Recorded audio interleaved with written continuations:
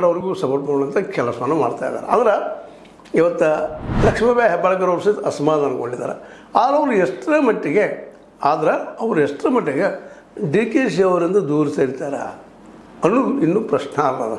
ಯಾಕಂದ್ರೆ ಅವ್ರಿಗೆ ರಾಜಕೀಯವಾಗಿ ಗಾಡ್ ಫಾದರ್ ಅವರಾಗಿ ಬಂದಂಥವರು, ಬೆಳೆಸಿದವರು, ಸಚಿವೆಯನ್ನಾಗಿ ಮಾಡಿದಂಥವರು.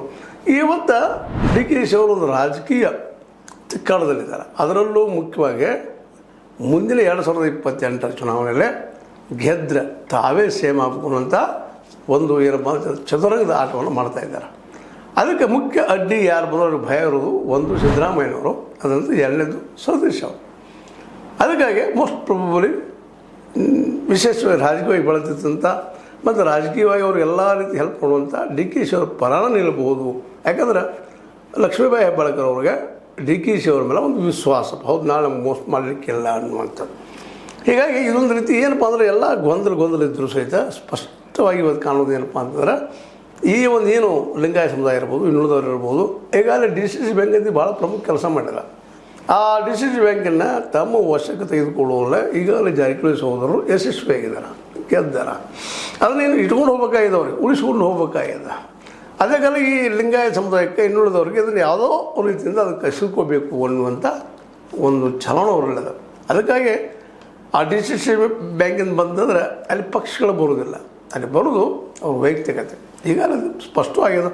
ಈ ಹಿಂದಿನ ಮೊನ್ನೆ ಡಿ ಸಿ ಸಿ ಬ್ಯಾಂಕ್ ಚುನಾವಣೆಯಲ್ಲೇ ವಿಶೇಷವಾಗಿ ನಮ್ಮ ಸೌದಿ ಮತ್ತು ಕತ್ತಿಯವರು ಕುಡ್ಕೊಂಡು ಫೈಟ್ ಮಾಡಿದ್ದು ಸೋತ್ರ ಮತ್ತು ಬೇರೆ ಡಿ ಸಿ ಸಿ ಬ್ಯಾಂಕದ ಮಟ್ಟದಲ್ಲಿ.